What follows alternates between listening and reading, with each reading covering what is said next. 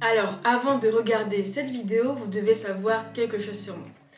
Alors d'abord, je suis française. J'ai vécu en Russie pendant plus de 4 ans. J'ai déménagé en Russie par amour car mon mari est russe.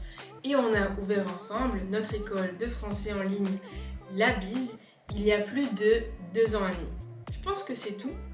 Ah oui, et on a décidé de faire en sorte que La Bise ne se trouve pas seulement en Russie, mais dans le monde entier. Et je vais vous raconter notre histoire. C'est parti. La bise. Salut, je m'appelle Shira et sur cette chaîne, je t'apprends à parler français comme un français. Et maintenant, on va parler de l'histoire de notre école de français en ligne, La Bise. Alors maintenant, je suis actuellement en France. Donc comme je vous l'ai dit, j'ai vécu en Russie pendant plus de 4 ans. Et quand j'ai déménagé en Russie, je ne parlais pas du tout russe. J'ai donc commencé à apprendre le russe. Donc c'est une langue très difficile. Je parle 5 langues, dont le chinois et le russe. C'est la langue la plus difficile, vraiment. C'est super difficile. Mais bon, maintenant je la parle au bout de 4 ans en Russie. Et j'ai pris des cours et j'ai commencé à travailler en Russie. Et donc j'ai commencé à donner des cours de français. Sauf que à ce moment-là, j'avais pas beaucoup d'heures et il fallait que je travaille plus. J'ai donc travaillé 1 an chez Decathlon en Russie. Donc c'était vraiment une expérience inoubliable parce que j'ai pu parler, discuter avec des Russes pendant 1 an et vraiment apprendre cette langue. Donc en fait, j'avais vraiment pas le choix. Il fallait juste que je parle russe et que je comprenne le russe parce que je travaillais seulement avec des Russes. Il n'y avait pas de français et personne ne parlait français. Donc c'était vraiment une super expérience, mais au bout d'1 an, je me suis rendu compte que ce qui me plaisait vraiment, c'était d'enseigner le français et aussi l'entrepreneuriat, donc travailler pour soi. Alors beaucoup de mes amis me disaient « Shira, pourquoi tu ne fais pas un compte Instagram sur ta vie en Russie, sur le français, sur la France ?» Et je vous avoue que je voulais pas du tout. Mais au bout d'un moment, je me suis dit « Pourquoi pas ? Pourquoi pas essayer ? On va voir ce que ça va donner. » Et j'ai décidé de les écouter et de créer ma page Instagram. Alors c'était cool. Au début, c'était quand même difficile parce que je savais pas du tout comment il fallait faire, comment faire en sorte que ma page Instagram soit intéressante, comment aider les gens à apprendre le français via Instagram. Donc j'ai vraiment tout appris toute seule et j'ai commencé à faire des stories sur le français, sur la France, etc. Je commençais à avoir de plus en plus d'abonnés et bien sûr de plus en plus d'élèves qui voulaient avoir cours avec moi. Donc j'étais vraiment très contente. Mais le problème, c'est qu'au bout d'un moment, j'avais vraiment beaucoup de demandes, j'avais vraiment beaucoup d'élèves et pas assez de temps pour moi. Comme vous le savez, quand on est professeur, quand on enseigne une langue, c'est pas seulement se connecter sur Skype ou bien se connecter sur Zoom et juste parler. Non, c'est vraiment beaucoup de préparation avant la leçon et c'est vraiment beaucoup d'énergie. Et donc je me suis dit, comment faire? Je ne peux plus aider d'autres personnes à apprendre le français car je n'ai plus le temps. Et je me suis dit, pourquoi pas faire des cours en ligne, créer des cours en ligne. Donc des cours en ligne, c'est quoi? C'est des vidéos où j'enseigne le français.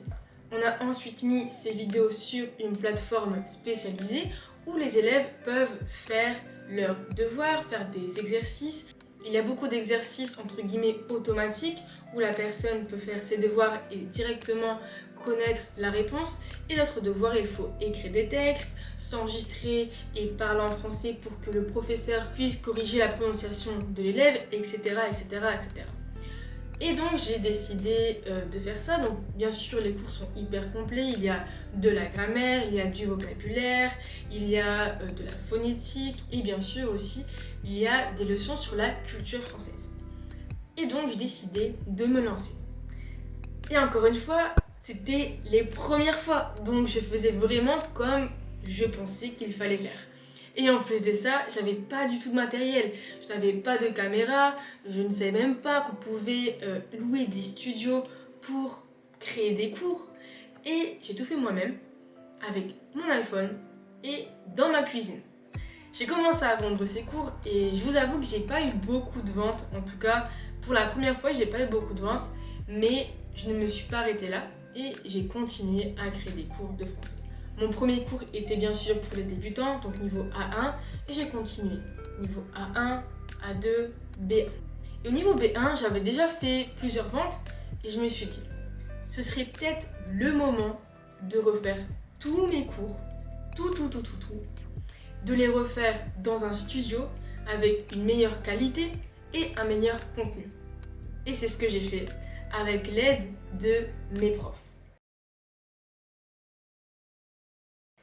Donc avec mes profs, on a créé ensemble le contenu des cours du niveau A1 à B2. Donc 4 niveaux. J'ai ensuite filmé tous ces cours dans un studio à Moscou et on a travaillé dessus. Donc c'est vraiment beaucoup de travail. On a travaillé sur ces cours pendant plusieurs mois et on a réussi à faire une formation, à faire des cours en ligne de qualité dont je suis très fière. Donc dans toutes ces leçons, je parle en français et il y a des sous-titres russes. Et déjà à ce moment-là, je me disais, il faut garder les versions originales parce qu'un jour, j'aimerais aider plus de personnes dans le monde. Donc pas seulement les russophones, peut-être les anglophones, peut-être les hispanophones, plus de monde. Donc on a encore les originaux avec nous bien sûr. Et ça c'est une bonne nouvelle parce que je pense qu'un jour on va pouvoir ajouter des sous-titres anglais sur ces cours et vous les proposer. Mais c'est pas tout. Comme vous l'avez peut-être entendu, j'ai dit que nos profs nous ont aidés. Quel prof? Quel prof? Et oui, parce qu'en fait, quand j'ai commencé à créer ces cours en ligne, j'ai vite compris qu'il y avait des personnes qui n'allaient peut-être pas être intéressées par ces cours en ligne. Et je peux les comprendre. Car il y a des personnes qui préfèrent avoir cours avec un professeur en face à face, sur Zoom ou sur Skype. Et quand j'ai lancé ces cours, il y avait des personnes qui étaient très contentes, très satisfaites, et d'autres personnes qui me disaient « Shira, ce format n'est pas pour moi, je vais avoir cours avec toi, je vais avoir des cours individuels. » Sauf que moi, j'avais plus le temps, je ne pouvais plus prendre d'élèves. Et je me suis dit, qu'est-ce que je peux faire? Embaucher des professeurs de français. Mais attention, pour ceux qui me connaissent déjà, je fais pas les choses à moitié. Et je me suis dit, si je prends des professeurs de français dans l'école, je veux que ce soit les meilleurs professeurs. Et des professeurs natifs et des professeurs diplômés. C'est ce que j'ai fait, mais je me suis rendu compte que c'était pas si facile que ça. Qu'il fallait beaucoup travailler et être patiente. Parce que j'ai mis du temps à trouver le premier professeur de l'école Labis. Bon, en résumé, j'ai cherché. J'ai pas du tout trouvé ce que je voulais, c'est-à-dire un prof natif, diplômé, qui a de l'énergie, qui est motivé, etc. J'arrivais pas à trouver. Pourtant, je me disais que, bon, des professeurs natifs, diplômés, il doit en avoir. Mais j'ai pas trouvé la personne, le professeur que je voulais. Et un jour, je me suis souvenue de mon ami de l'université, qui était prof de français, diplômé, avec beaucoup d'énergie et beaucoup de motivation. Je lui ai donc envoyé un message et je lui ai demandé si elle était ok, si elle voulait travailler avec moi dans notre école. Et bien sûr, elle a accepté. Donc c'était notre première prof de français chez Labis. Et ensuite, elle a pu me conseiller ses collègues. Attention, je lui ai dit, tu me conseilles que les meilleurs profs. Je ne veux pas les profs qui sont pas motivés, qui ne veulent pas vraiment travailler. Je veux les meilleurs profs pour notre école Labis. Et c'est ce qu'elle a fait. Elle a pu me conseiller ses collègues. Et maintenant, ça fait plus de 2 ans donc qu'on a nos professeurs de français dans l'école. On a actuellement 9 professeurs de français natifs, dont des examinateurs DELF, DALF, qui aident les élèves à passer donc l'examen DELF et l'examen DALF. Et on a surtout des élèves qui veulent passer le DELF B2 parce que comme vous le savez, le DELF B2 ouvre vraiment beaucoup de portes, rien que pour étudier en France ou bien pour trouver un travail en France. Le DELF B2 c'est le DELF B2. Et donc nous, on aide les élèves à passer ces examens. Et on aide les élèves pas seulement pour les examens, on peut aider les élèves à apprendre le français parce qu'ils aiment cette langue, ils veulent apprendre le français pour eux-mêmes, parce qu'ils veulent voyager, parce qu'ils veulent discuter avec les Français. On aide les personnes à apprendre le français pour n'importe quel but. Tu vas apprendre le français avec des natifs qui sont diplômés, tu peux venir chez nous, chez La Bise. Et ensuite, donc ça c'est super, mon mari m'a donc rejoint dans l'aventure, on travaille maintenant ensemble et on a décidé de ne pas s'arrêter là.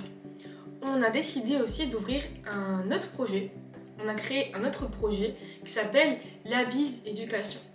On aide les étudiants à venir étudier en France. Donc on les aide surtout dans la préparation des documents, on répond à toutes leurs questions. Qu'est-ce qu'il faut pour étudier en France? Quels documents il faut pour étudier en France? Comment trouver un logement en France? Et pour ça, on a une équipe qui se trouve elle-même en France et qui est elle-même passée par toutes ces étapes.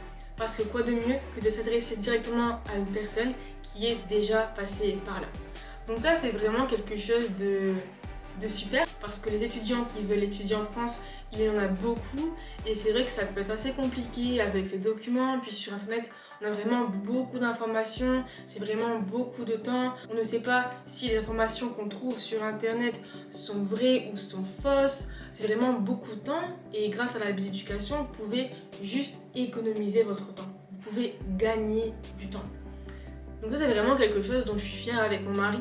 Et ensuite, on a décidé de créer un nouveau projet avec mon mari qui s'appelle La Bise Voyage. Donc je pense que vous pouvez vous en douter. Donc il y a voyage, on organise des voyages en France. Donc ça c'est vraiment un tout nouveau projet. Je vous en parlerai plus dans une autre vidéo. Mais en tout cas, juste pour vous dire que la bise, c'est vraiment quelque chose qu'on a fait ensemble. C'est quelque chose qui nous rend heureux et qui nous rend fiers. Car on aide les gens à réaliser leurs rêves. Que ça soit pour le français, pour apprendre la langue française, que ça soit pour étudier en France, ou encore pour voyager en France. Et comme vous l'avez compris, pendant ces 2 ans et demi, on a fait tout ça en Russie. Mais on a enfin décidé de ne pas rester seulement en Russie, parce qu'au final, les personnes qui veulent apprendre le français se trouvent dans le monde entier.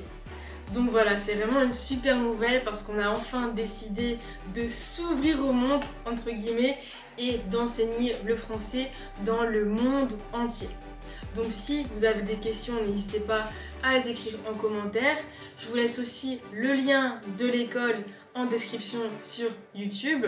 Et sur cette chaîne, comme vous l'avez compris, je vais vous aider à apprendre le français, à parler français comme un français parce que c'est vraiment important quand on apprend une langue de savoir le vocabulaire que les Français, que les natifs utilisent vraiment, de comprendre les natifs parce que si vous apprenez le français, j'imagine que c'est pour parler avec des natifs. Donc encore une fois, n'hésitez pas à vous abonner, à liker cette vidéo et je vous dis la bise.